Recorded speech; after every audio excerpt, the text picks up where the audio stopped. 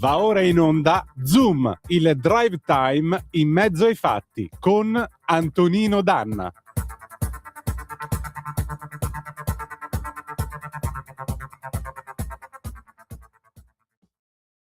Dammi il via,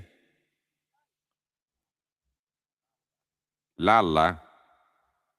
Lalla. Specchio, mio specchio, qual è l'LP che t'ha rotto più l'orecchio? Ma, Sor Giuseppe, dopo mutando, scoraggiando degli squallor.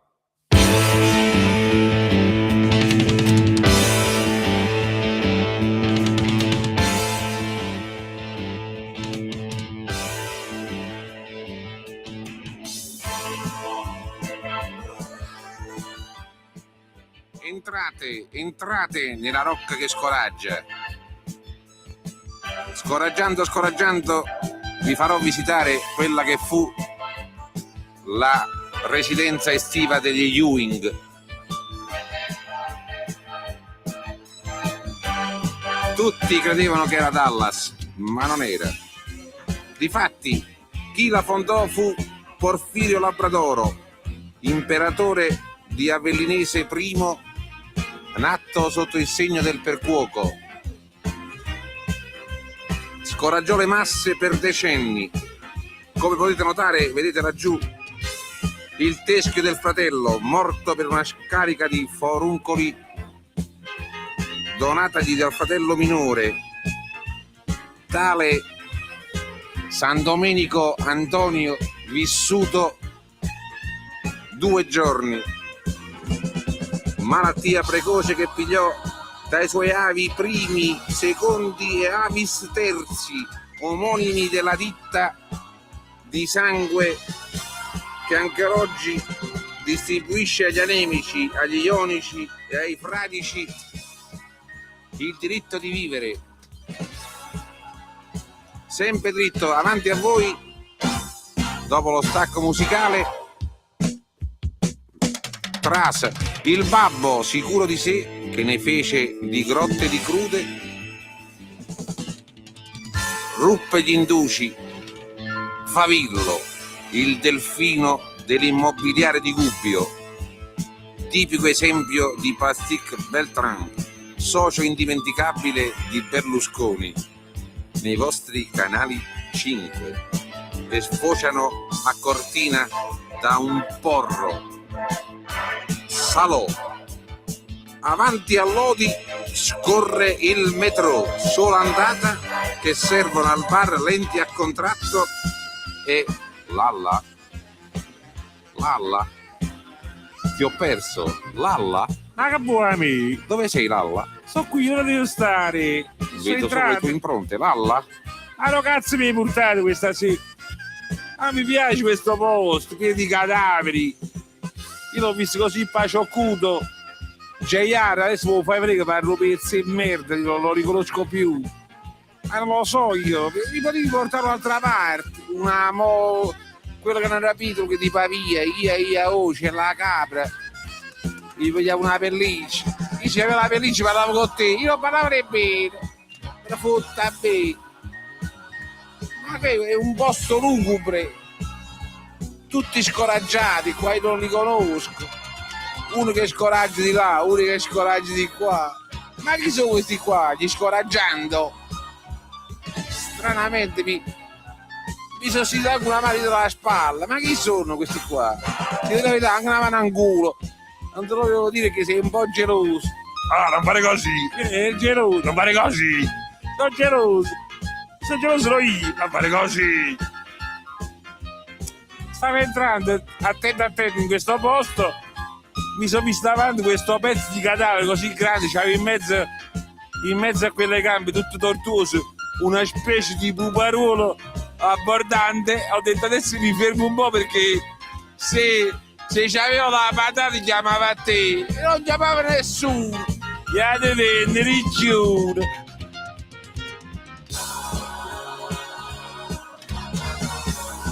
A me, a parte il fatto che mi piace molto la cultura, io qua dentro non ci posso stare, non c'è Bettino, non c'è Martello, non c'è nessuno, io sono socialista, non c'è nessuno. Buonasera Antonino, a te la linea.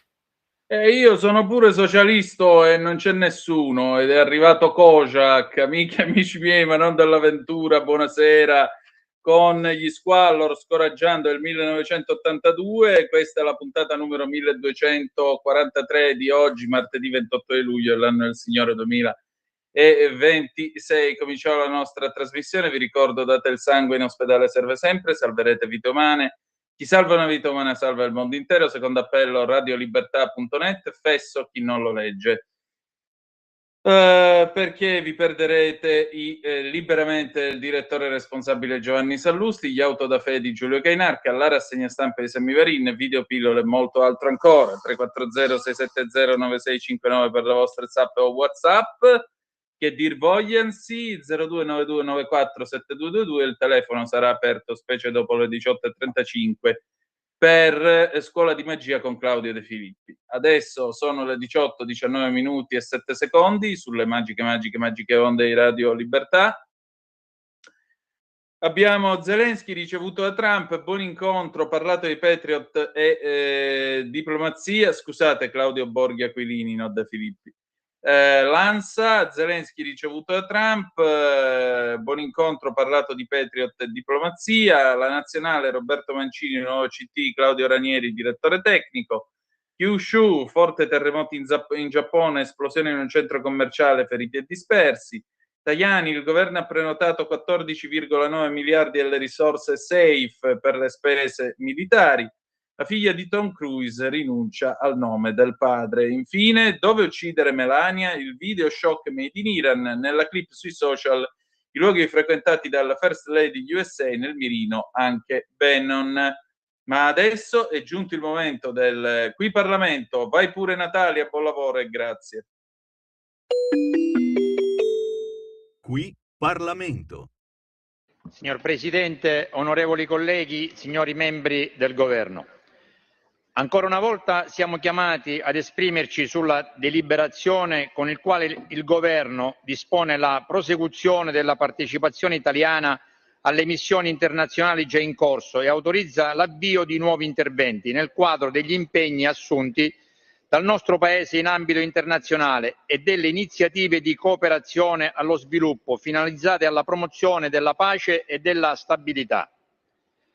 Si tratta di un provvedimento di particolare rilievo che investe direttamente la politica estera, la sicurezza nazionale e la credibilità internazionale italiana. La presenza dei nostri contingenti militari nei principali teatri di crisi, così come l'impegno della Marina Militare, dell'Aeronautica Militare, dell'Arma dei Carabinieri, della Guardia di Finanza e delle altre forze di polizia nelle missioni internazionali, non rappresentano l'espressione di una politica di potenza estranea alla nostra storia e ai valori della Repubblica.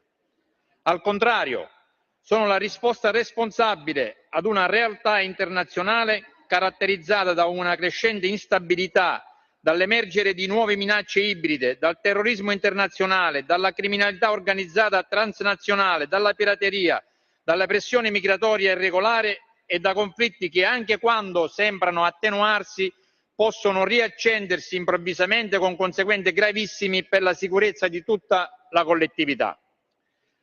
L'Italia è una nazione che ripudia la guerra come strumento di offesa alla libertà degli altri popoli e come mezzo di risoluzione nelle controversie internazionali, secondo quanto stabilisce l'articolo 11 della nostra Costituzione.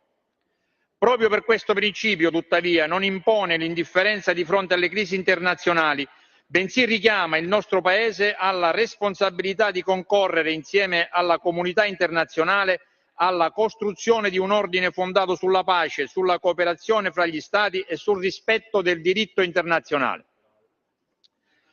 Le missioni internazionali alle quali partecipano le forze armate italiane rispondono esattamente a questa logica: prevenire l'aggravarsi dei conflitti, favorire la stabilizzazione delle aree più fragili, sostenere le popolazioni civili e soprattutto contribuire alla sicurezza comune.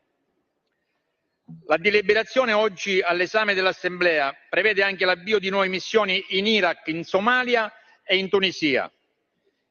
I 2 interventi in Iraq e in Somalia sono affidati al Corpo Militare Volontario della Croce Rossa Italiana e testimoniano già nella loro configurazione una chiara vocazione umanitaria. Essi confermano come l'Italia intenda coniugare la sicurezza con l'assistenza sanitaria, la protezione delle popolazioni civili e il rafforzamento delle capacità locali.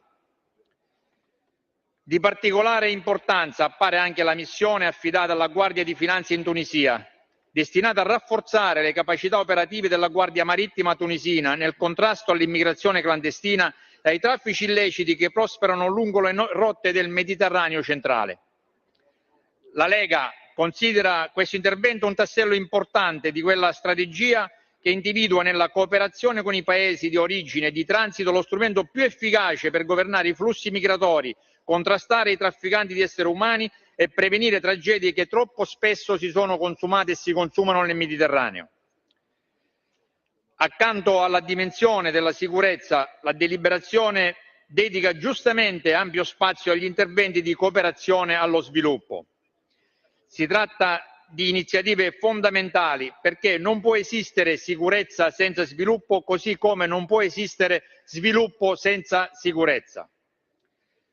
La ricostruzione economica, il sostegno alle istituzioni, la formazione amministrativa e il rafforzamento dello Stato di diritto costituiscono strumenti essenziali per restituire prospettive ai territori colpiti dalle guerre e per ridurre le cause profonde di quella che è un'immigrazione clandestina.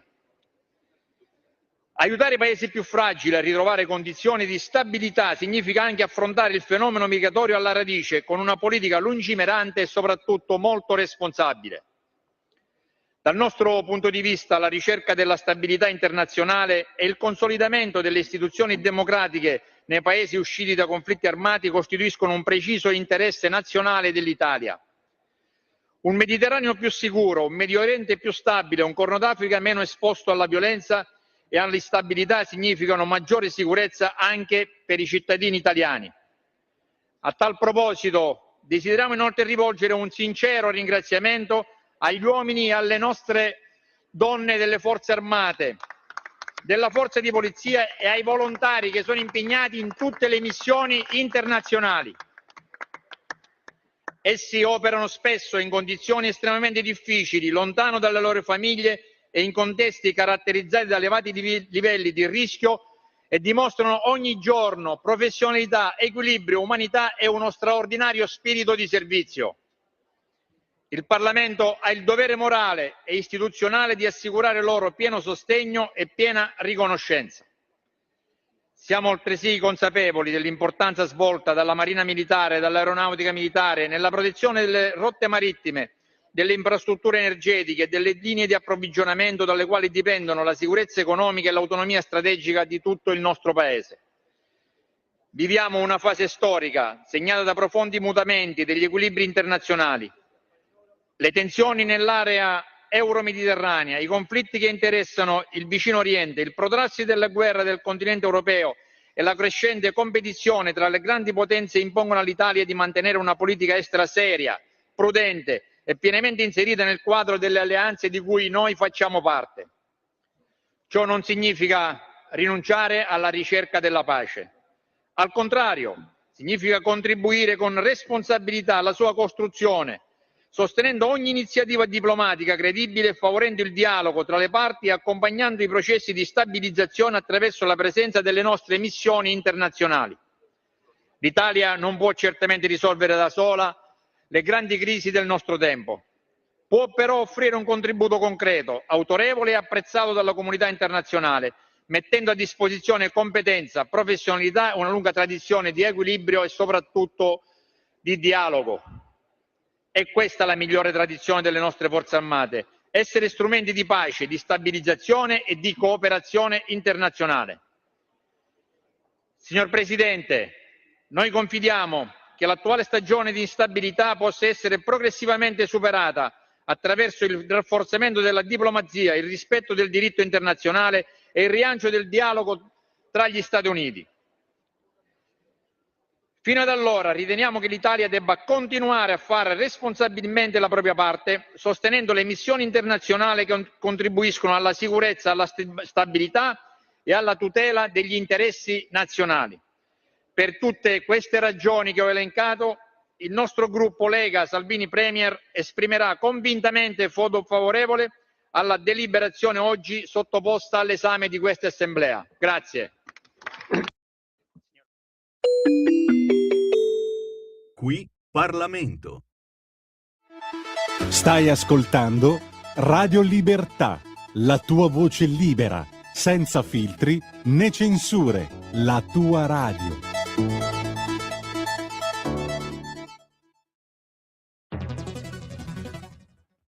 C'è chi te la racconta sbagliata e chi te la racconta male. C'è chi te la racconta tagliata e chi te la racconta al contrario e chi non te la racconta affatto. QDS te la racconta giusta. Ogni giorno la tua terra, il suo presente, le sue attese, la sua volontà di rinascita. Leggi, abbonati, scegli il Quotidiano di Sicilia. L'informazione giusta per crescere insieme.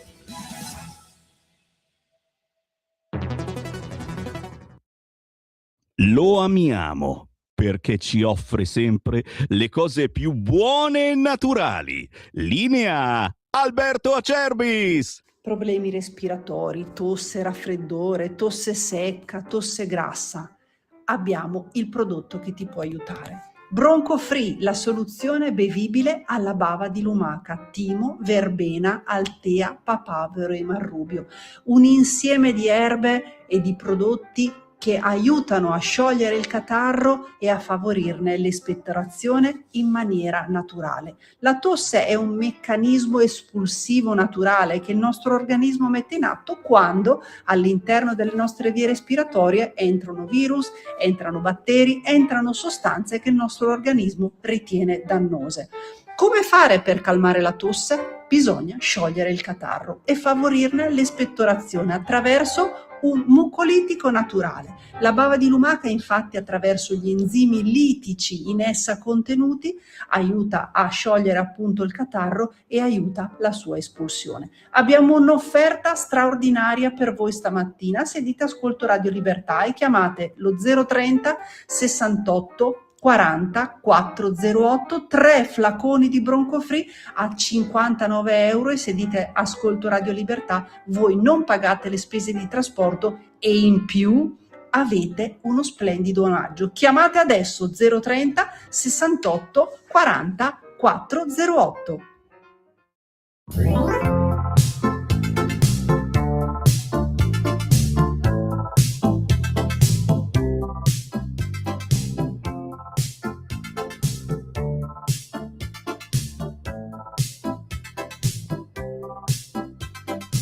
E l'alba mi sveglierà mediterranea e sola, mentre mi pettino il primo sole mio, e le lampade vanno a dormire, il sole mi scalderà il pomeriggio al mare, mediterranea passione, mentre ti vengo a cercare, coprimi stasera la rugiada, mi fa tremare, portami a ballare oppure altrove, ma portami via da qui,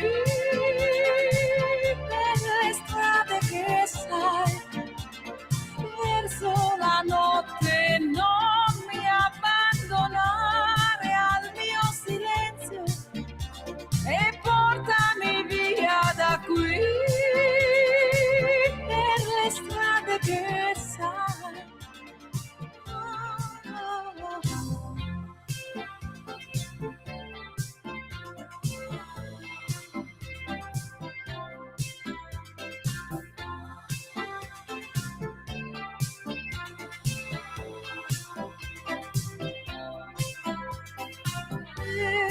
Le lampade tornano al mare, buongiorno, come stai?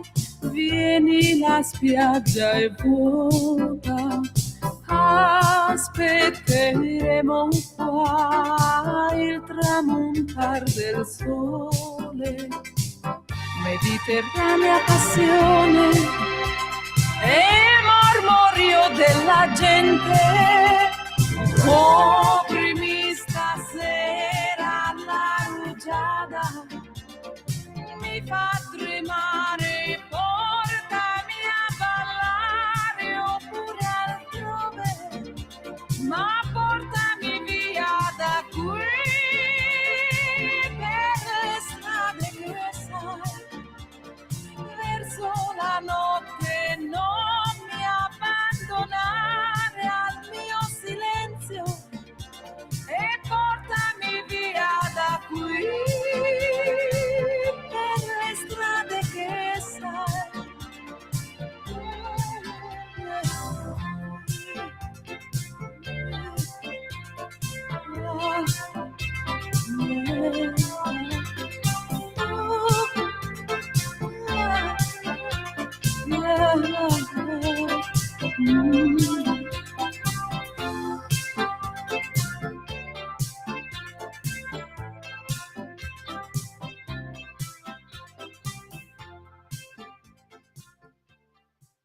A te la linea, Antonino.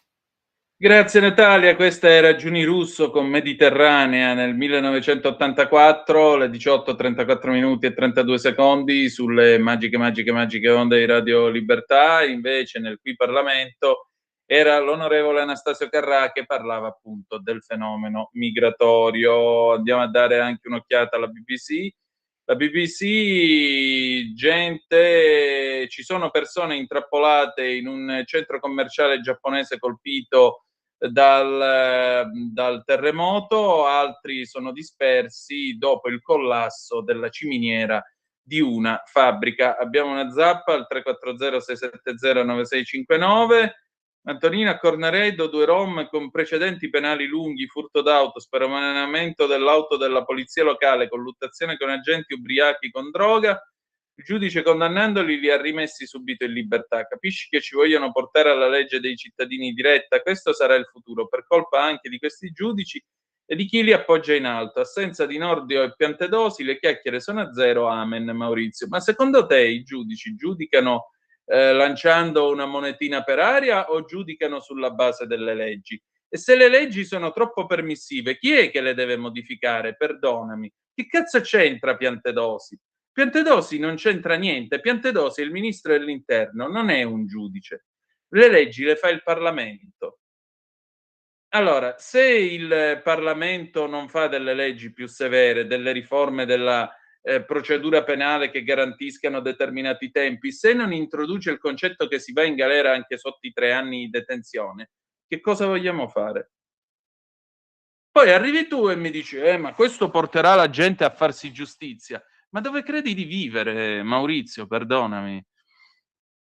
Perdonami, dove credi di vivere? Ma davvero, cioè, qua ora l'idea che la gente si farà giustizia, la gente per farsi giustizia deve prendersi il porto d'armi.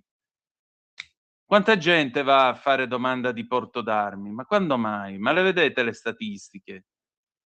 Le vedete le statistiche? Quale farsi giustizia con le proprie mani? Ma questo è veramente, questo è il clima avvelenato in cui viviamo in questo paese, nel quale c'è chi ogni giorno va e dice guarda, non si può più uscire di casa, non si può più fare nulla, non si può più vivere, come se i problemi fossero tutti questi. Poi allora dobbiamo ragionare del problema del crimine. Il problema del crimine va valutato anche sul piano dei dati che vengono rilevati da parte del Ministero della Giustizia e da parte del Ministero dell'Interno, Maurizio. Diciamo una cosa, diciamo che c'è un'informazione anche morbosa che tutti i santi giorni a colazione, pranzo e cena non fa altro che parlare di questo. Io ho smesso di guardare la televisione. Quando mi chiedono la sera, ma lo vedi, su questa rete stanno parlando di questo, qua e là, a me non me ne frega assolutamente niente. Sai perché? Perché dopo che ho raccontato il mondo tutta una giornata, io non vado a farmi imbruttire ulteriormente dall'ennesimo programma dove si rimugina l'ennesima cosa che magari è di giorni fa. Questo è il punto. Qua ormai c'è qualcuno che vive nella psicosi. Oddio, non posso uscire per strada se non ho la pistola addosso. E ti posso garantire che non è così. Ti posso garantire che non è così. Va bene, allora, Natalia, niente, nel frattempo se vuoi chiamare già il senatore Borghi, così sentiamo un po' che cosa c'è questa sera in questa ultima puntata di Scuola di Magia dentro questa trasmissione.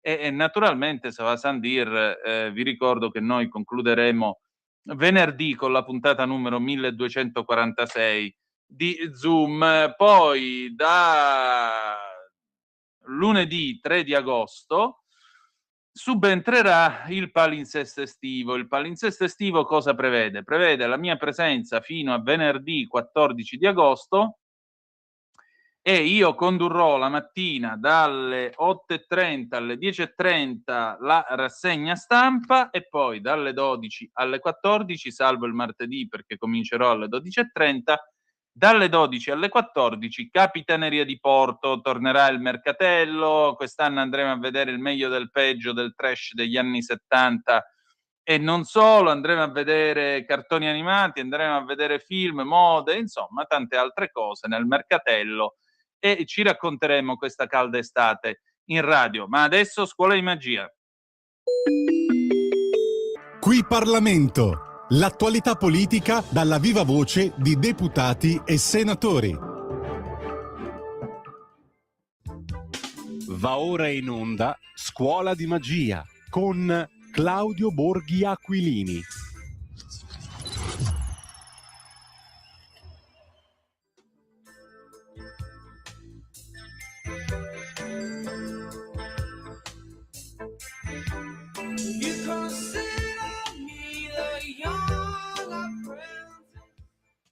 Buonasera, a voi la linea.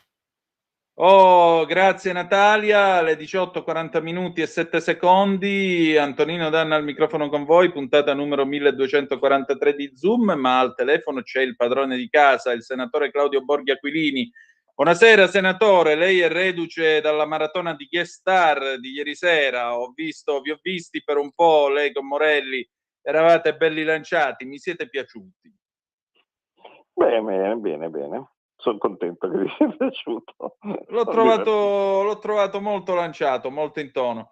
Senatore, stasera di che cosa parliamo? Del safe? Come cavia, cioè... Ma no, non è cavia, è che cavolo, il primo ospite, la puntata inaugurale. Devo dire comunque, primo ospite puntata inaugurale, suppongo che sarai d'accordo con me che il racconto da parte del sindaco di Rodano della sua disavventura con relativo conflitto a fuoco rispetto a criminali che gli sono entrati in casa, a me ha fatto molta impressione. Cioè, anche a me. Rispetto a tante sciocchezze che si sentono in televisione di gente che sproloquia come se fossero tutti giuristi, come se fossero tutti tiratori scelti, come se fossero tutti Billy the Kid.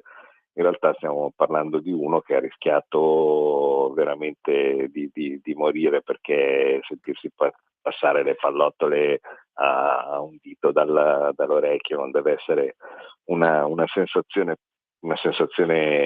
cioè credo che uno poi non si dimentichi o se la ricordi per tutta la vita, è miracolosamente vivo e miracolosamente invece non è vivo l'aggressore. Ma se non c'è l'esperienza di chi c'è passato da quelle cose lì, poi chi parla guardando il VAR, no? delle scene di un'aggressione, della rapina, o piuttosto che della reazione di Ruggero all'assalto, secondo me non ce la fa, insomma, a capire cos'è il carico di tensione, di panico, di paura che queste situazioni portano con sé. Insomma, penso che il sindaco di Rodano sia riuscito invece a trasmetterla, credo, molto molto bene. Penso pure io. Senatore, senta, ma in che modo possiamo comunque tutelare i cittadini? Le voglio raccontare una cosa. Io Settimana scorsa ho portato la Vespa in officina a Magenta, poi mentre aspettavo l'autobus per tornare a casa c'era una signora che parlava, mi ricordo sto donnone felliniano che parlava coi figli, nipoti, quello che erano, e diceva: ma lo sai che al vicino l'altra notte sono entrati in casa i ladri e siccome lui è anziano, anziché fare storie, i ladri gli hanno detto: noi siamo qua per fare quello che dobbiamo fare, se stai calmo e tranquillo non ti succede niente. E allora il vicino si è alzato, ha aperto la cassaforte e gli ha detto: pigliatevi quello che dovete pigliare che io me ne torno a letto. Ecco, ecco, io qui, cioè, a parte il fatto che parliamo comunque di casi estremi, perché è chiaro che non succede a tutti, per fortuna, non è la regola, grazie a Dio la notte la gente dorme abbastanza tranquilla in casa, però queste cose succedono. E quando queste cose succedono, io credo sia giusto poter reagire, se uno ha un'arma, eventualmente sparando. Anche perché ti ricorderai che nel caso del Gelere di Rodano, nonostante insomma, l'atteggiamento collaborativo, diciamo così, gli assalitori erano partiti con l'idea che lui non raccontasse la verità, che quindi non avesse sufficiente, cioè che non gli dicesse davvero quanti soldi aveva o similari, no? E che quindi minacciavano di accoltellare moglie e figlia finché lui non gli avesse detto la verità, no? E Certo. lui, diciamo, ha raccontato dicendo: è a quel punto che io ho capito che era un punto di non ritorno, no?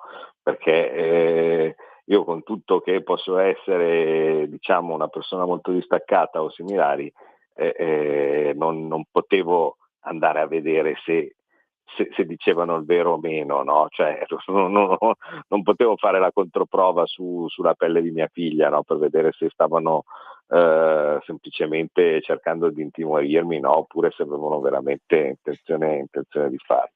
Per cui da lì poi è partita tutta la comunicazione, lo scontro a fuoco, no? E così via. Purtroppo quello che si può fare è innanzitutto cercare di dare un messaggio. A me quello che veramente io non capisco del dibattito che si è acceso sulla questione di Ruggero è come la gente possa non capire l'importanza dei messaggi. Cioè noi non possiamo dare il messaggio che alla fine è colpa della vittima perché ha reagito troppo, no? E similari, e che quindi tutto sommato va bene. Il messaggio che deve passare è che non vai a fare una rapina a mano armata o un assalto a mano armata a casa nel negozio di qualcun altro, perché ti può succedere di tutto e di sicuro non ne esci con un risarcimento o qualcosa del genere. Viceversa, qua tutti gli azzeccagarbugli da casa nostra, no? Sono tutti lì a ragionare su, vedi, però qui gli ha sparato che era un pochettino girato. Cioè, i messaggi in certi casi sono molto più importanti poi della scrittura della legge nuova, successiva o similari. Cioè, si deve dare anche verbalmente, diciamo così, la consapevolezza all'esterno che che chi è aggredito non può e non deve passare dalla parte del torto, e che chi aggredisce non può pensare di farla franca o alla peggio con un bel risarcimento. Certo, mi pare chiaro. Ecco, tra l'altro anche questa storia di risarcire le vittime, questa secondo me oltre al danno la beffa, e la trovo veramente assurda, Lo ma soprattutto so, però Antonio, però è ancora più difficile smontare il risarcimento rispetto alla mia idea, no? Che è quella che come ormai ben sapete, di depositare, cioè della mia proposta di legge, dove dice che se tu subisci un'aggressione a mano armata a casa tua o nel tuo luogo di esercizio della tua professione abituale, allora a quel punto ogni diciamo, ogni reazione non costituisce reato. Perché? Perché in questo caso si agisce sul reato, cioè non c'è reato e quindi non c'è neanche risarcimento. Viceversa, se io consento che il giudice possa, pensandoci su bene, dire che secondo lui è reato e quindi condannarti per un danno, in questo caso oltretutto gravissimo, cioè come il fatto di aver ucciso una persona, come normale, diciamo così, situazione da codice civile, nel momento stesso in cui io sono riconosciuto colpevole con sentenza definitiva di un reato e ho cagionato un danno, a quel punto il codice prevede che ci debba essere la possibilità di chiedere il risarcimento. Certo. E lì è complicato, ecco, perché è vero che uno dice posso provare a limitarlo, posso vedere, ma come insomma avete visto, insomma, la mia ero riuscito a depositarla tranquillamente. Quella del risarcimento e così via traballa un po', perché si stanno probabilmente rendendo conto che insomma sono delle tipizzazioni che dall'altra parte diventano un pochettino complicate. La legge non può essere fatta sempre su un caso specifico, dovrebbe avere delle caratteristiche generali, no? E il fatto che abbia una caratteristica generale la legge ti dice che quelli che in ogni caso sono stati ritenuti colpevoli del danno a persone, cose, cose di questo tipo, e poi come diciamo pena accessoria abbiamo anche la rifusione del danno. Mi sembra il caso. Senatore... No, più che altro perché sennò capisci, questa roba qua poi spalanca le porte a cose del tipo vabbè, c'è il vicino, aspetto che il vicino mette la macchina su in divieto di sosta e poi una volta che la macchina è in divieto di sosta aria, no? Così facendo però non posso dire niente perché lui era non posso essere obbligato a risarcire la macchina perché gliel'ho fatta esplodere con l'argomento che lui tanto non avrebbe dovuto essere lì perché era in divieto di sosta. Capite che porta delle conseguenze un po' tirate. Certo. Senatore, e oltre a questo, i fondi safe stamattina, lei che ne pensa?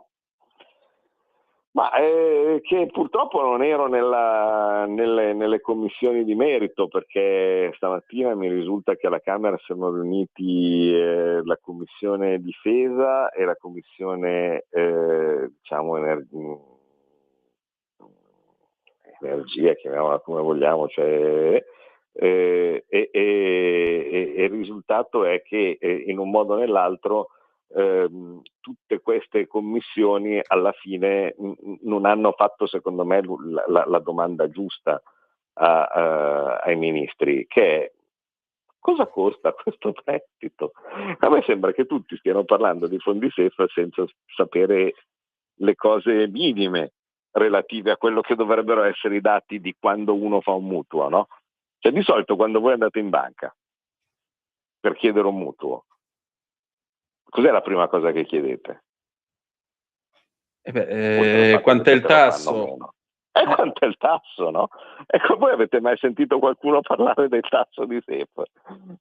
No, quindi capite bene che in realtà la gente, o quantomeno certe forze politiche, stanno ragionando di questo strumento in modo puramente ideologico, non puramente pratico, no?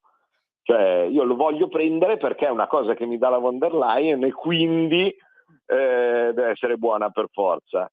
Dall'altra parte io posso dire no, guarda, per me proprio perché me lo dà la von der Leyen è cattivo per forza, ma sarebbe bello andare in Parlamento e squadernare giù tutti i dati possibili che fino adesso credo non conosca nessuno, o quantomeno non ha visto nessuno, e dopodiché discutere con tutti i dati messi sul tavolo.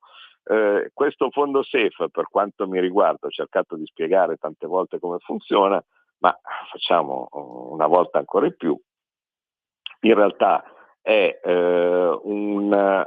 esclusivamente un prestito. Accedere a questo prestito non porta con sé nessun tipo di vantaggio, cioè non è che perché usi il SEF allora ti si formano le macchie sul muro o similari, o spariscono o ti guarisce la nonna. Cioè no, è proprio un debito, non c'è nessun dettaglio aggiuntivo. Insomma, è un debito esattamente come può essere un BTP, come può essere un bot o similari. L'unica differenza rispetto diciamo ad altre forme di finanziamento, appunto come il BTP o similari, è che qui fino a che non scade questo benedetto SEF, che è una scadenza lunghissima, stiamo parlando di tipo 40 anni, finché non scade l'Unione Europea mette il naso negli affari nostri.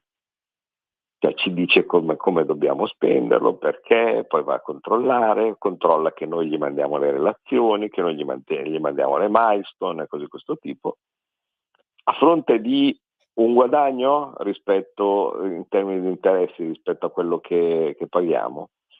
Secondo me no, per un motivo semplice, che l'Unione Europea, a quanto mi è dato sapere, perché ripeto di tassi nessuno li ha visti, ma a quanto mi è dato sapere offre questi prestiti a un qualcosa che diciamo equivale un po' al tasso variabile, no?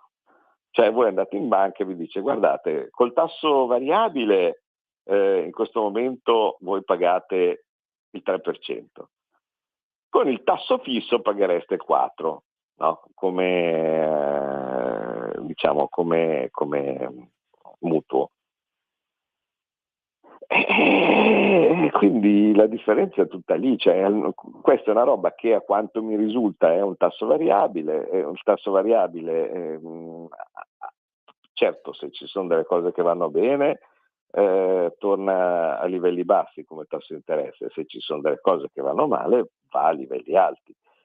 Giusto per curiosità, ve lo dico semplicemente perché quando lo spiegavo all'università mi ricordo che in tanti un pochettino si entusiasmavano, no? Quando raccontavo del perché, uno dei motivi del perché il tasso fisso di solito è più alto rispetto al tasso variabile. E in realtà uno dovrebbe pensarci, no? Allora, tasso fisso, diciamo che io ho un titolo, un prestito, così di questo tipo, che deve essere valutato con il tasso fisso al 4%, no? Ora, tasso fisso cosa significa? Significa che da qui fino a scadenza tu, qualsiasi siano i tassi di mercato, salgono, scendono, stanno fermi, girano in tondo, no? Citazione da The Wolf of Wall Street, a te non te ne frega niente perché il tuo tasso è sempre quello. E quindi, insomma, è una bella comodità. Certo, ti può anche andare male, i tassi scendono invece di salire e tu che stai pagando il tasso fisso alla fine continui a pagare un prezzo più alto. Ma, e questa è la cosa diciamo divertente, se io lo prendessi a tasso variabile, questa stessa somma, i tassi possono scendere soltanto fino a 0. Viceversa, possono salire all'infinito. Quindi io inizio con un tasso del 4%.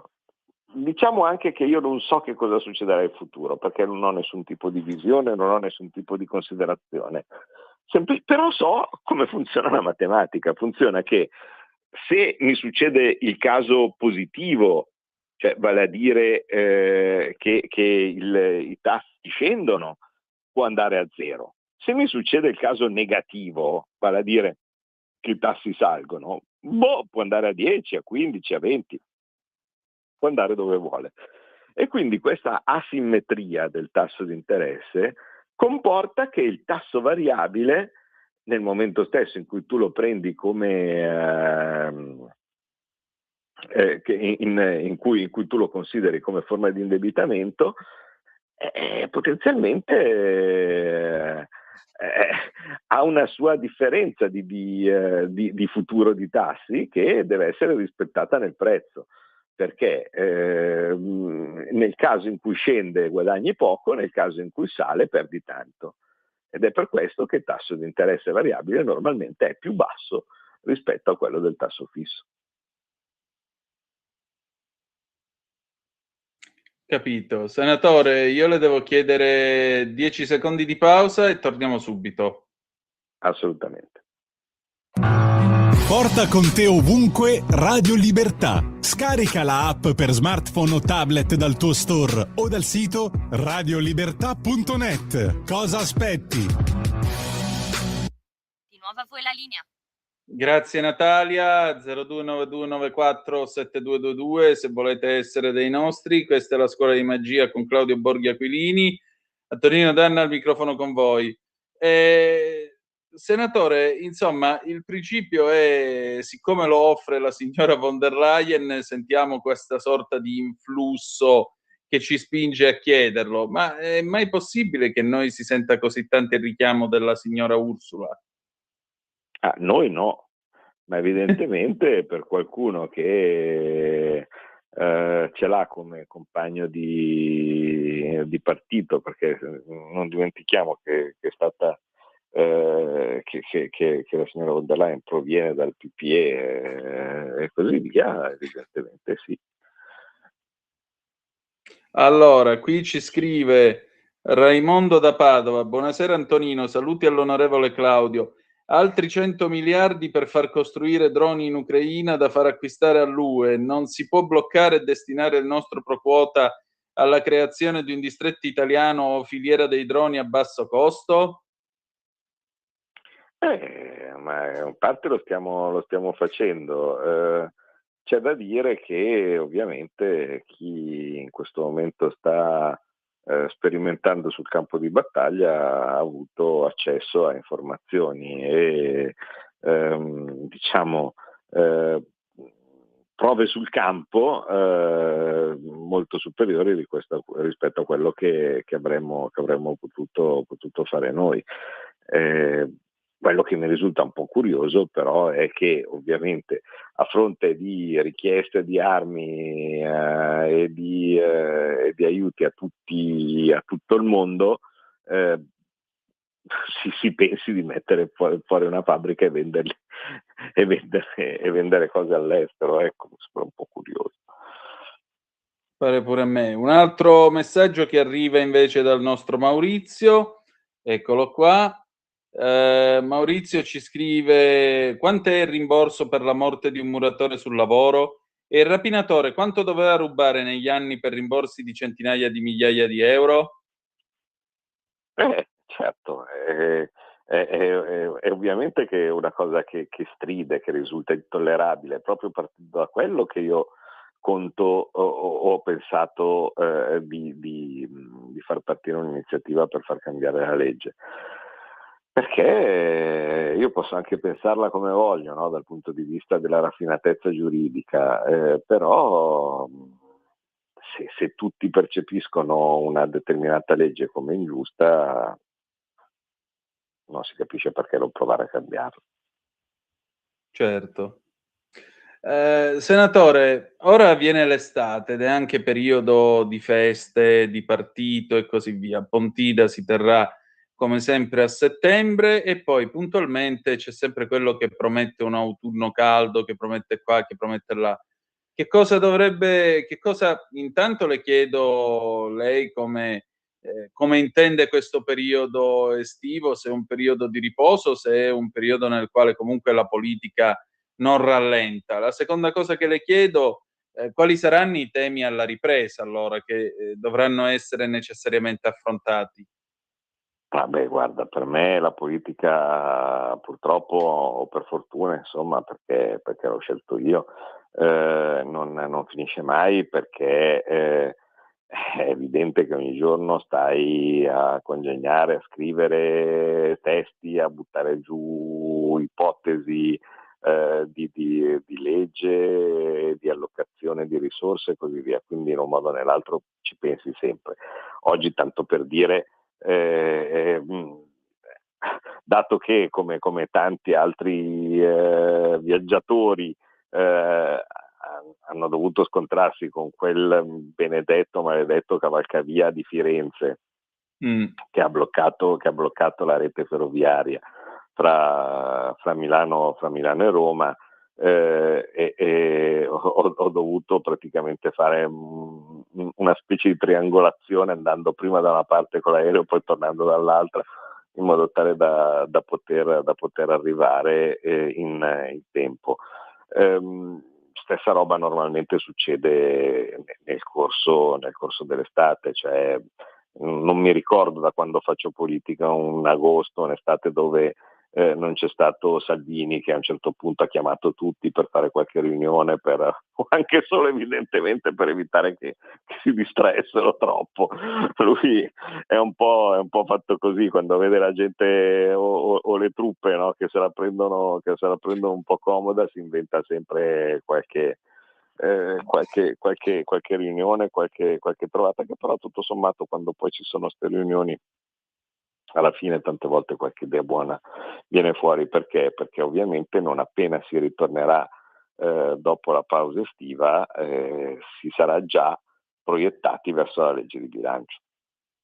Bene, Questo è chiaro, e in questa legge di bilancio confido, sono i famosi momenti della speranza, no? Dove tutti pensano di metterci dentro qualcosa che fa comodo a loro.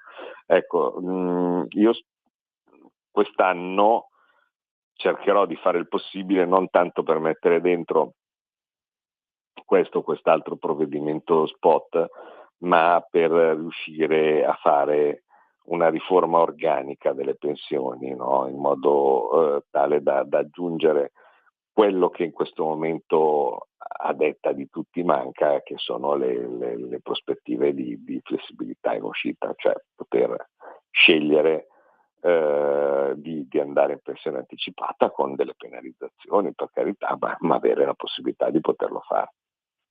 Certo. Senatore, abbiamo una telefonata in attesa, se vuole la prendiamo. Eccolo. Pronto, chi è là? Pronto, sì, buonasera, sono Grigoletto da Treviso.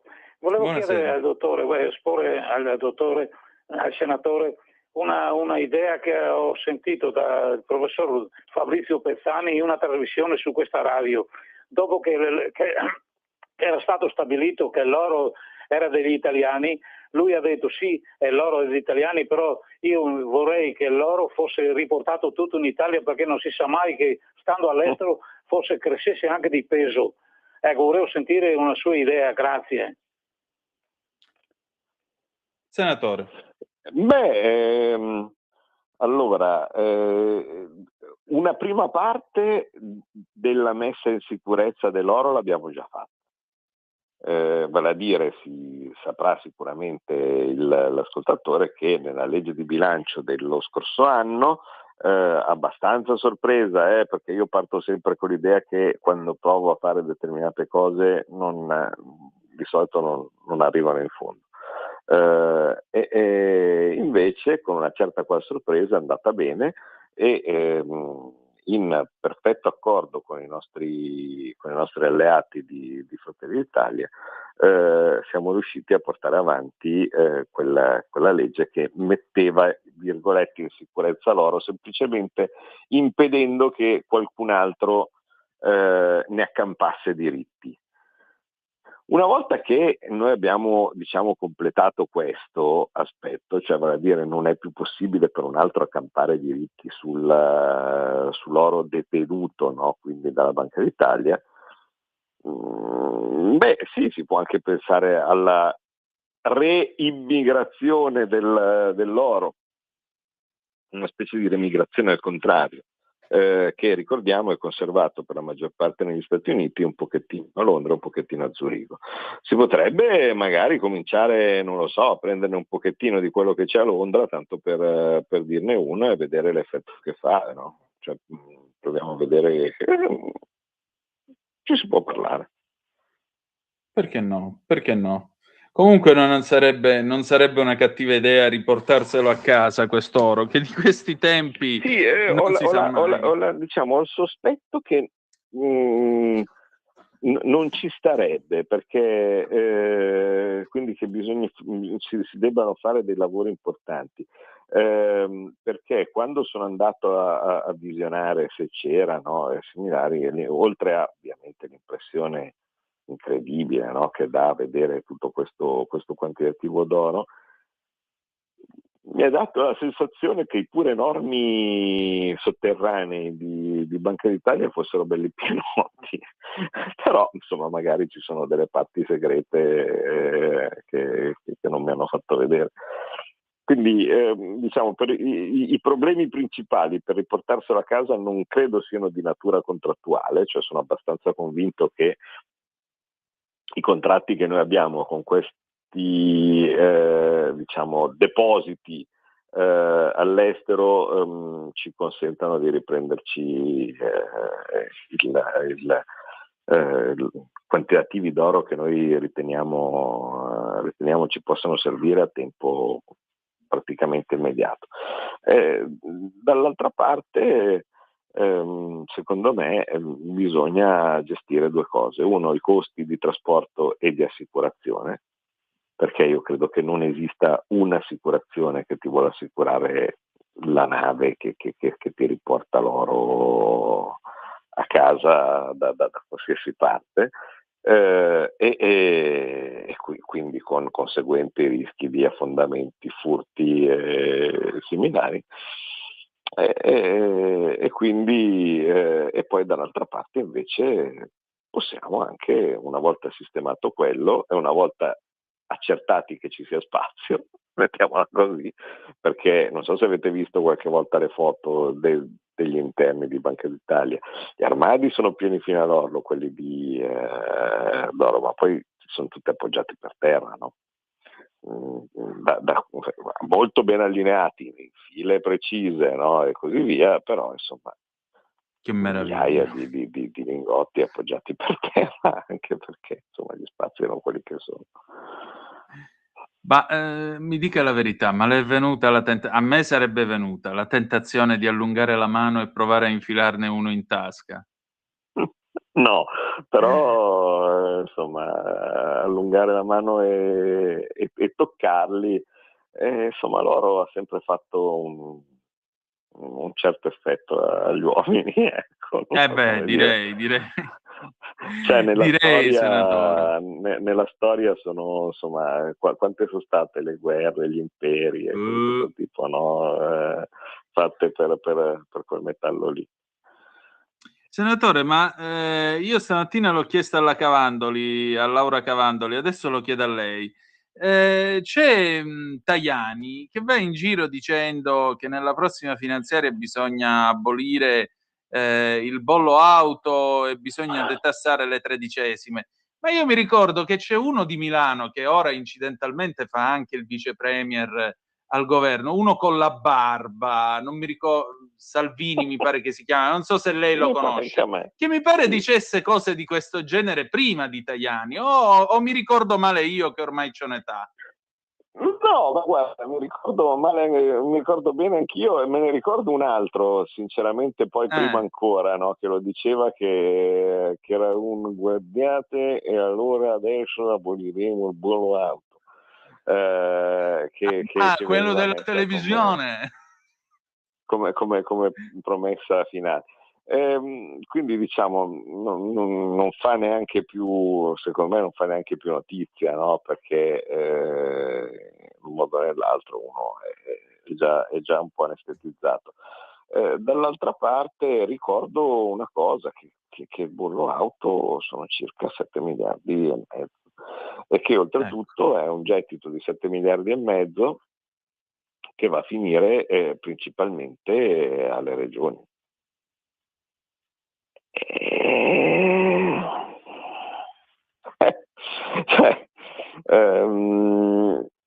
Io figurati, sarei iper a favore di abolirlo. Il punto è dove le troviamo in questo momento una cifra simile da mettere a copertura. Ce lo puoi fare soltanto se te ne freghi del patto di stabilità, allora alza le mani. Cioè, se tu te ne freghi del patto di stabilità, no, allora dici, guarda, io posso fare tutte le spese che voglio e tanto pace, no? Cioè, perché secondo me sono cose che mi aiutano in questo momento nell'economia e quindi va bene, allora alzo le mani. Ma altrimenti, insomma, normalmente gli intenti di taglio tasse si vanno a schiantare sulle delle regole dell'Unione Europea che è più probabile che ti chiedano di tagliare ancora di più le spese, non di spendere di più. Senatore, c'è di nuovo Raimondo che torna sul tema dell'oro. Perdonatemi un secondo intervento. La Francia, a differenza della Germania, ha rimpatriato il suo oro, non trasportando fisicamente, ma vendendo quello depositato negli USA e riacquistandolo sul mercato. Cioè, insomma, l'Italia deve andare dal compro oro, non ho capito. Vedi, queste sono le classiche contraddizioni dove ci si trova sempre all'interno di una situazione, di uno strumento dove le regole sono sbagliate. Cioè, anche quando si fa riunioni, no? Dove in un modo o nell'altro, dopo che tutti hanno detto la loro, no? Per come si può fare per risolvere questa o quella situazione, poi io, come sempre, alzo il ditino e ho detto: tenete presente che volendo ci sarebbe anche la possibilità di sbattercene le balle dei patti di stabilità, no? E similari, fare quello che deve essere fatto. E poi a quel punto ti guardano tutti con l'occhio un pochettino atterrito dicendo: Dio, ma cosa succede? Cioè, anche Berlusconi, che pure era molto più libero, no? In altri tempi, alla fine vedi che certe promesse poi non le ha portate a termine. Perché? Perché ogni volta arrivava lì al ministero gli dicevano: no, non si può perché ci sono questo e quest'altro, e l'hanno, diciamo così, tirato avanti fino a che non ti ricordi in che modo l'hanno tirato giù, no? Allora lui dice: sì, allora faremo così, va bene, fate così, e allora io ti faccio salire lo spread e poi dopo che se la veda lui. E alla fine l'hanno tirato giù. Ora non credo che sarebbe replicabile, no? Una porcheria come quella che gli hanno fatto, però insomma il meccanismo è sempre quello, cioè uno volendo ha delle buone intenzioni, però ci vuole il coraggio. E qualche volta magari noi ce l'abbiamo, qualche volta non ce l'ha qualche nostro alleato. Quindi diciamo che ci vuole un 51% almeno di parlamentari che abbiano coraggio. E al momento secondo me siamo un po' lontani. Senatore, l'altra sera guardavo il film di Sorrentino La Grazia, dove Tony Servillo interpreta questo Presidente della Repubblica a fine mandato, che è un mix tra Mattarella, Napolitano e qualche accenno di fantasia che ha messo dentro Sorrentino. E pensavo a questo fatto, cioè nel 2029 Sergio Mattarella conclude il suo mandato, 14 anni di Quirinale. 14 anni, credo. Dimmelo ancora. 14 anni di criminale, scusi, mi scusi Presidente, no, 14 anni di Quirinale. Il lapsus finale. Mi scuso io col Presidente della Repubblica, che era pure un lettore del garage dell'Alfista, quindi è anche uno di noi, per cui mi scusi Presidente, giuro, è stato completamente involontario, però 14 anni al Quirinale. Ma l'idea dei padri costituenti però non era questa. L'idea dei padri costituenti... Direi proprio di no. Anche perché, voglio dire, Leone e Segni avevano chiesto di far scrivere chiaramente in Costituzione che il mandato è una volta sola e non si può essere riconfermati. Però come non è, Napolitano improvvisamente ci ha spiegato che i presidenti della Repubblica si possono rieleggere. Quindi la colpa non è del presidente Mattarella, lui si è trovato davanti la strada fatta da Napolitano. Che si fa? Cioè il prossimo ormai intanto si aspetta, io non le sei chiedo a 12, fai 14, che devi fare? io intanto non le chiedo un eventuale potenziale candidato alla presidenza nel 2027, perché nel 2029, scusi, perché sennò chiaramente bruciamo nomi e non è questo il caso. Però voglio dire, non sarebbe giusto includere nel programma elettorale delle prossime elezioni anche questa modifica costituzionale? Perché vabbè, se dobbiamo avere presidenti che stanno 14 anni, preferirei votarmeli io dentro il segreto dell'urna e dargli una serie di poteri col semipresidenzialismo alla francese. Se no facciamo la modifica suggerita da Segni e Leone, che probabilmente ci mettiamo anche meno tempo, Presidente della Repubblica eletto 7 anni e non può essere riconfermato. Sarebbe bello, ma non verrà fatto ovviamente per motivi che sono assolutamente palesi, che nella prossima campagna elettorale gli schieramenti indicassero anche il nome di chi vorrebbero eleggere alla Presidenza della Repubblica.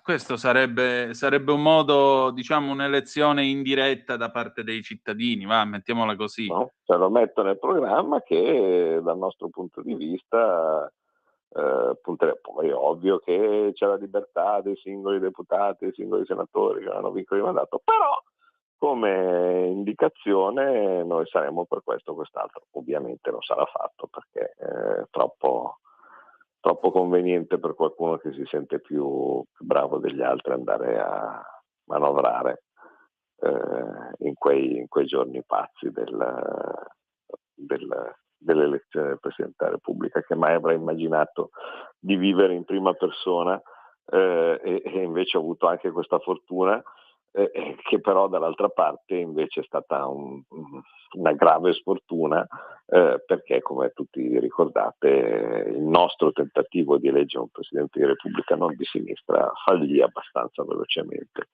con quella votazione dove i suoi stessi impallinarono la povera Elisabetta Casellati.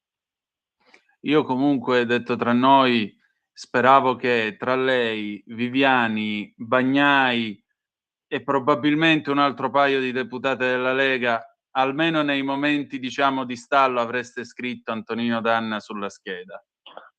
Io sognavo il momento in cui si sarebbe sentito Antonino Danna 4 voti all'elezione del Presidente della Repubblica, che poi non ho nemmeno l'età, perché ancora devo arrivarci a 50 anni, però sarebbe stato il mio sogno proibito. Allora. Deve essere quello il motivo per cui non si poteva. Lo so, ma io ero già d'accordo con un paio di deputati, lo ammetto, però poi mi è stato detto no, la disciplina di partito dovevamo fare scheda bianca, in quel momento dovevamo fare scheda bianca, per cui non ho potuto scrivere il tuo nome sulla scheda. Può essere che rimediamo la prossima volta. Grazie, ne sarei onorato. Pigliare 2 voti alle elezioni del Presidente della Repubblica secondo me fa anche curriculum. Sicuro.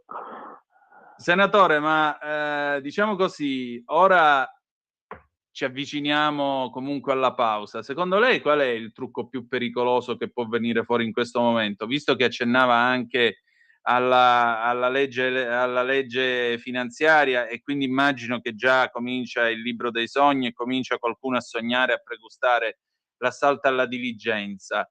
Qual è l'eventuale trucco che potrebbe venire fuori in queste ultime giornate di attività delle Camere? Guarda, purtroppo noi in questo momento la maggior parte delle nostre questioni sono esterne al nostro controllo. L'unica cosa che io spero è che si arrivi davvero, che questo sia l'anno o l'estate, diciamo così, dove le guerre si fermano davvero. Perché oggettivamente non ce la faccio più, insomma. Non è neanche possibile, il fatto che non sia possibile fare una programmazione politica seria ti indica qual è in realtà il livello di sofferenza probabilmente di migliaia di persone che ormai da troppi anni non sanno se vedranno domani perché magari sono al fronte o perché magari c'è il rischio di riceversi qualche missile in testa. Ecco, vediamo di chiuderla lì. È quello che spero anch'io. Senatore, allora io la ringrazio anche del tempo che abbiamo passato insieme qua in trasmissione, perché le garantisco che è stata veramente una scuola di magia per quanto mi riguarda. Io gliel'ho detto anche privatamente, quindi non rivelo niente di segreto o di compromettente, ma insomma a settembre Scuola di Magia tornerà e tornerà in altra forma, ma tornerà, questo lo possiamo dire ai nostri ascoltatori. Per parte Antonino, nostra, grazie davvero per gli spunti, per la conduzione sempre brillante, per insomma avermi rimesso sempre un pochettino in carreggiata quando magari perdevo troppo tempo, e per le domande sempre intelligenti. Grazie, buona estate senatore, e al piacere di ritrovarci presto. Grazie Antonino, un abbraccio, arrivederci, saluti a tutti. Grazie. Sigla. Stai ascoltando Radio Libertà, la tua voce libera, senza filtri né censure, la tua radio.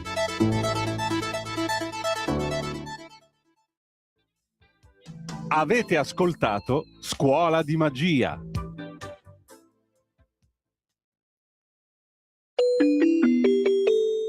Qui Parlamento. E io ringrazio il senatore Claudio Borghi Aquilini per il suo tempo, soprattutto, vedete, lui ha questo modo di fare molto amichevole, molto spigliato, ironico, però vi garantisco che per quanto mi riguarda è stata una lezione molto interessante sia di politica che appunto di capacità di leggere i segni della politica, leggere i segni dei tempi, perdonate questa notazione un po' giovannea. E naturalmente io lo ringrazio molto perché quando si va a scuola c'è gente che ti fa la lezione senza averne assolutamente l'aria, lui è uno di questi e quindi a maggior ragione poi queste sono le lezioni che dopo ti restano più a lungo, quindi lo ringrazio ancora con molto affetto. Allora, alle 19:25 minuti e 13 secondi, il telefono è aperto, 0292947222, se volete essere dei nostri attraverso quella stupenda macchina che è il telefono ideato, vi ricordo, dall'immenso Antonio Meucci. Intanto diamo un'occhiata alle agenzie. ADN Cronos Milano, la figlia di Leonardo Maria Del Vecchio consegnata alla madre su disposizione del tribunale che ha stabilito che la bambina deve stare con la mamma, la modella Sara Soldati. Faccia a faccia, Zelensky, sempre sull'ADN Cronos, ottimo incontro con Trump, i Patriot al centro del meeting, colloquio di oltre un'ora nello studio Vale, il presidente ucraino è importante dare ulteriore impulso al processo diplomatico per por fine alla guerra con la Russia. L'Ucraina, la Polonia, Putin, non puntiamo a territori di Kiev, la Russia, segnali di cambiamento, l'analisi nel paese, non è più un tabù parlare del dopo Putin. Ucraina, Russia, Zelensky, Putin ora ha paura dei russi. In effetti, cioè Putin si è impantanato in una guerra che pensava avrebbe potuto vincere nel giro di pochi giorni. Questo non è accaduto. Questo sta diventando un altro Afghanistan, con la differenza però che mentre i Mujahideen, sia pure armati da parte e riforniti dagli americani, facevano danno solo in Afghanistan, e qui nel mondo 2.0 o 4.0 gli ucraini hanno imparato a fare la guerra con i droni, la guerra telecomandata, e sapete che per esempio stamattina all'alba Mosca è stata colpita con uno sciame di droni ucraini. La guerra è diventata un altro Afghanistan per Putin e ora lui si trova in una situazione curiosa, perché vedete, o lui riporta una vittoria schiacciante che rende tutto ciò definitivo, per cui il fronte collassa, in Ucraina viene un colpo di Stato, Zelensky viene ammazzato, sale su un governo filorusso, una cosa di questo genere. Oppure l'altra cosa è che loro si seggano a un tavolo e negozino una tregua e una pace. Ma questo significherebbe perdere la faccia, perché vi ricordo che la Russia ha giustificato la sua guerra nei confronti dell'Ucraina dicendo che avrebbe dovuto denazificare il paese e che il regime attualmente al potere a Kiev sarebbe un regime completamente illegale e quindi come tale non intitolato a trattare con i russi. Però in tanti colloqui si sono tenuti, auspice Donald Trump, Witkoff e suo genero, il generissimo Jared Kushner, il marito di Ivanka Trump. Quindi già uno, già questo. L'altra cosa è che Kiev non è caduta. Il paese non è collassato, il paese non è caduto. E qui da 4 anni sto tritacarne macina morti su morti su morti. Ora, comunque la pensiate, siate pro-Russia, pro-Ucraina, non importa. Resta il fatto che nel momento in cui Putin dice benissimo, ci sediamo al tavolo e trattiamo con gli ucraini, per lui è la fine, politicamente parlando. Perché l'uomo che si è presentato come l'uomo forte, che avrebbe riportato la Russia al suo orgoglio di potenza umiliata, eccetera, eccetera, eccetera, alla fine è stato costretto a scendere a patti con il regime di quelli che lui chiama nazisti di Kiev.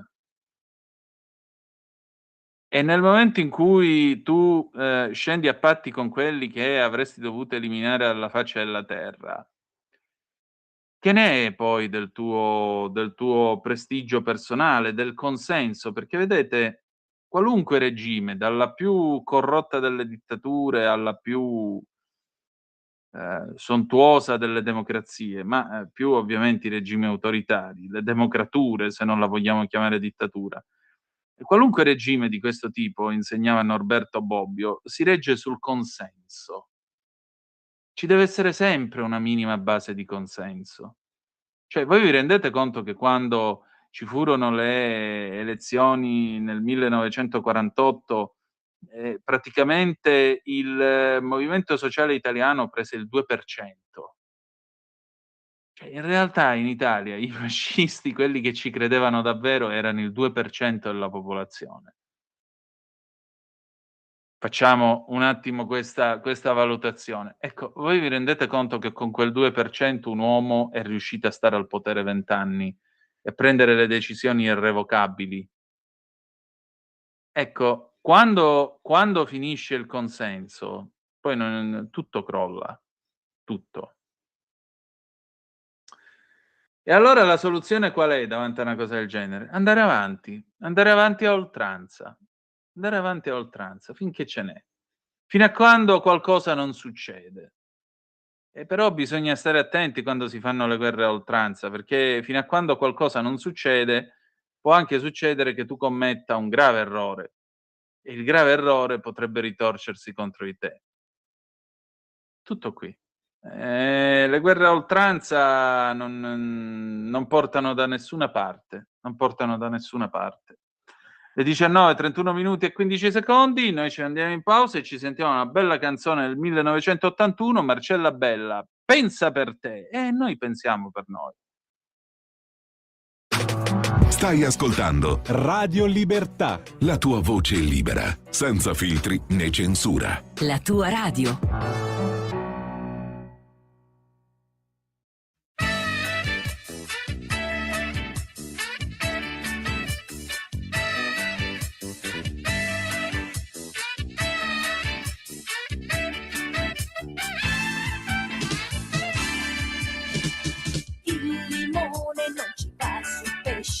Scotta ancora la banana flambe.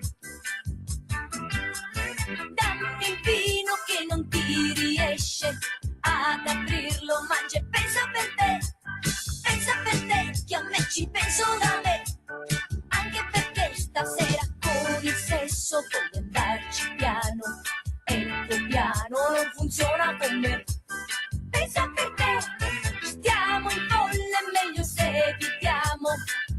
materassi, a molle, whisky e moquette.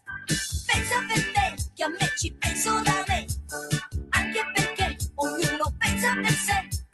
Pensa per te che a me ci penso da me, anche perché stasera stiamo in folle, un bacio ci scatena, non ci addormentiamo fino alle 3 e poi ci vuole la dolcezza. Sarò fatta male, sarò pazza, ti voglio bene con un cuore di ragazza, che ogni volta mi si spezza in me. Stasera pensa per te che a me ci penso da me, anche perché ognuno pensa per sé. Pensa per te che a me ci penso da me, anche perché stasera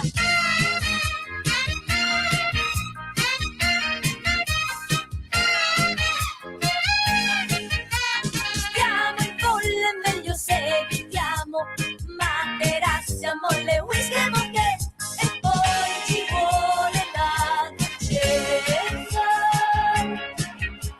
Sarò fatta male, sarò pazza, ti voglio bene con un cuore di ragazza,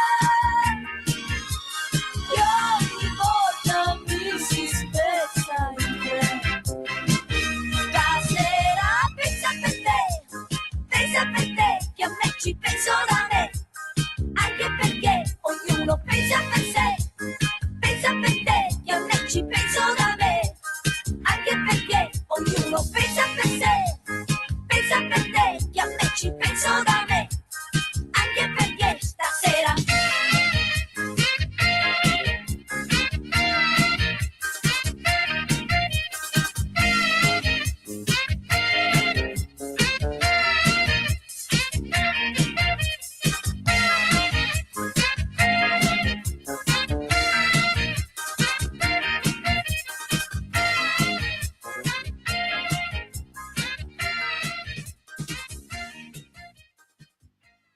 Di nuovo a te la linea, Antonino. Bene, che ora si è fatta? Le 19:35 minuti e 8 secondi sulle magiche onde di Radio Libertà. Antonino Danna al microfono con voi per questa puntata, ladies and gentlemen, e naturalmente noi siamo sempre qua allo 0292947222 se volete dire la vostra, oppure 340 670 9659 se avete voglia di intervenire attraverso Savasandir, la zappa o WhatsApp, che dir vogliasi, signore e signori. Allora, che ora si è fatta? 19, quasi 36 minuti. Noi abbiamo quest'ultima parte della trasmissione. Vi dicevo appunto che dal 3 di agosto ci sarà questo cambiamento, entra sempre l'orario estivo, lo sapete, subentra il palinsesto estivo, quindi fino al 14 di agosto ci sarò io a sostituire l'immenso Semmi alla guida della rassegna stampa, poi ci sarà Capitaneria di Porto e a seguire poi dal 17 di agosto tornerà Semmi Varin, molto bene. E naturalmente noi proseguiamo, andiamo a dare un'altra occhiata alle agenzie, ce ne andiamo all'ANSA.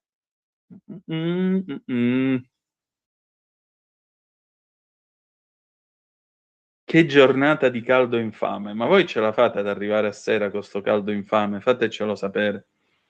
Allora, faccia a faccia, l'ANSA, Zelensky e Netanyahu da Trump, la Casa Bianca, incontri positivi e produttivi. Il presidente ucraino, abbiamo parlato delle licenze per la produzione dei Patriot e di diplomazia, poi torna Mancini CT con lui Cerranieri, ecco il nuovo corso azzurro. La verità di Malagò, Mancini si è già scusato, su Pirlo non sapevo. Forte terremoto in Giappone, esplosione in un centro commerciale, feriti e dispersi, ovviamente speriamo che i feriti siano pochi, così come i dispersi siano facilmente ritrovati. in buona salute. Tajani, il governo ha prenotato 14,9 miliardi delle risorse safe per le spese militari. La figlia di Tom Cruise che ha rinunciato al nome del padre, il video shock degli iraniani, dove uccidere Melania, che bella civiltà veramente, che bella cultura, che bella civiltà, gente che viene indottrinata da quando nasce a quando muore, almeno ufficialmente viene indottrinata da quando nasce a quando muore, che l'Occidente deve morire ammazzato, che il martirio è una cosa gloriosa, che morire per la propria religione è stupendo e che di conseguenza la vita umana non vale assolutamente niente. Che bella civiltà. Quando è morto l'Ayatollah Khamenei, Ali Khamenei, il padre di Pisello Mosho Moshtaba, come si chiama lui, quello che non si è mai visto in giro in tutto sto tempo, l'Avatar. Bene, quando è morto lui, c'è stato un giornale, il Tehran Times, che ha pubblicato un necrologio di questa delicatissima persona, che a quanto pare era un appassionato di poesia, era uno che si dilettava di discutere della metrica, delle scelte stilistiche, incoraggiava i ragazzi alla lettura, incoraggiava tutto, e poi alla fine si sottolinea che comunque lui era un uomo di Dio completamente votato al martirio e che per lui il martirio era il valore supremo. Lo domanda a quelli che quando è scoppiata la guerra andavano in giro dicendo è stato aggredito uno stato sovrano, ma che cose... Ecco, uno stato nel quale l'ideologia imperante è che il valore supremo è il martirio e che quindi la vita umana non vale assolutamente niente. Ecco, voi difendete roba di questo genere? Perché vedete, quello che è andato ad arrotare gente al Gay Pride a Berlino è un prodotto di questa cultura. E io non ho letto un commentatore di sinistra che fosse uno, specie questi petalosi che impazzano su Facebook, li conoscete tutti, gente che ha 500.000 follower, che è l'equivalente di avere una catena di alberghi al gioco del Monopoli, perché questo vale. Gente così che non ha avuto il coraggio di dire quest'uomo era un terrorista islamico che ha ucciso degli omosessuali. No, invece si fanno le flottiglie, vanno a Gaza, si avvolgono nella bandiera della Palestina, che è la bandiera di Hamas. Tutta questa roba qui. E poi tu scopri una cosa che io ora vi vado a leggere e che commenterò domani con Roberto Giardina. Allora, questo è Il Tempo di lunedì 27 luglio, ok? Il pezzo è di Marco Zonetti. Scusate, accendo la luce perché se no non ci vedo e non ve lo posso leggere, ma vorrei che voi meditaste su questo. Non c'è niente di inventato, questo è Il Tempo, ragazzi, niente di... La comunità gay tedesca vota AfD, teme gli islamici e l'inclusione di sinistra. Svolgimento. L'attentato al Pride di Berlino che ha portato alla morte di una donna e al ferimento di 29 persone per opera del 21enne Abdul Balut legato ad ambienti islamisti ha rappresentato per la comunità LGBTQIA+, ogni volta ne aggiungono una di lettera, tedesca, l'avverarsi di un incubo. Da tempo infatti in Germania gli omosessuali si sentono minacciati dall'invasione di migranti musulmani, tendenzialmente omofobi per tradizione. L'attrazione fisica per lo stesso sesso non è infatti tollerata nei paesi islamici, in alcuni di essi punita finanche con la morte, e tale dato di fatto spaventa sempre di più gay, lesbiche e transessuali tedeschi che non si sentono protetti dalle politiche di integrazione dei partiti tradizionali. Risultato? Sempre più esponenti della comunità omosessuale cercano un porto sicuro in Alternative für Deutschland, che sta conoscendo un'impennata nei consensi. Pur mirando a giri di vite su matrimoni omosessuali e adozioni gay, la forza di estrema destra guidata dalla lesbica Alice Weidel sta attirando sempre più esponenti LGBTQIA+, che temono ripercussioni violente da parte dei musulmani. Vari omosessuali di sinistra sdegnati hanno commentato l'esodo elettorale verso AfD appellandosi alla sindrome di Stoccolma, al voto dissennato ai propri aguzzini e così via, dimenticando o trascurando volontariamente che il mito del voto omosessuale appannaggio della sola sinistra è da sempre, per l'appunto, un semplice mito, un autentico cortocircuito a sinistra. Col successo di AfD va infatti a cadere l'immagine fuorviante del gay politicamente corretto, woke, inclusivo, tollerante, rivelando una verità scomoda. Al pari dell'eterosessuale, anche l'omosessuale, uomo o donna che sia, non è incasellabile in categorie predefinite, tantomeno politiche. Una tendenza che si sta evidenziando anche nel nostro paese, dove molti gay, lesbiche e transessuali vanno convintamente a destra e considerano il Pride una pagliacciata controproducente. Come avviene in Germania, l'attentato islamista a Berlino potrebbe spingere ulteriormente anche gli omosessuali nostrani verso i partiti di destra per paura dell'omofobia dei musulmani presenti in Italia. Con buona pace della segretaria del PD Elly Schlein, più proclive a cercare invano voti ballettando sui carri del Pride che nelle periferie disagiate. Di questo ne parleremo domani con l'amico Roberto Giardina, che naturalmente lunedì io ho allertato in previsione della nostra chiacchierata con a Berlino tutto bene di domani sera, e naturalmente sentiremo da lui come la Germania sta vivendo queste giornate così particolari. Io, per parte mia, penso che non ci sia niente di scandaloso da parte di un omosessuale tedesco votare AfD, visto che la leader peraltro è una lesbica. Quindi non l'ho capito, se sono lesbiche di destra non vale, se sono di sinistra allora è giusto. E però se sono di sinistra, un islamista li mette sotto con la macchina al Gay Pride, non bisogna dire che è un islamista, perché in realtà la colpa è dell'Occidente. Straordinario, veramente. Se non ci fossero morti, dolore e distruzione farebbe soltanto ridere una cosa del genere. Vi rendete conto che contorsioni assurde? Vabbè. Buona gente, allora si sono fatte le 19:44 minuti e 50 secondi. Noi per questa sera abbiamo terminato. Vi voglio ringraziare per avermi seguito anche stasera. Ci ritroviamo domani, puntata numero 1244. Ci sarà la nostra Anna Maria De Luca, parleremo di libri e poi ne avremo tante altre cose da raccontarci. Grazie per essere stati con noi e ricordate che malgrado tutto, the best is yet to come. Il meglio deve ancora venire. Vi ha parlato Antonino Danna. Buonasera.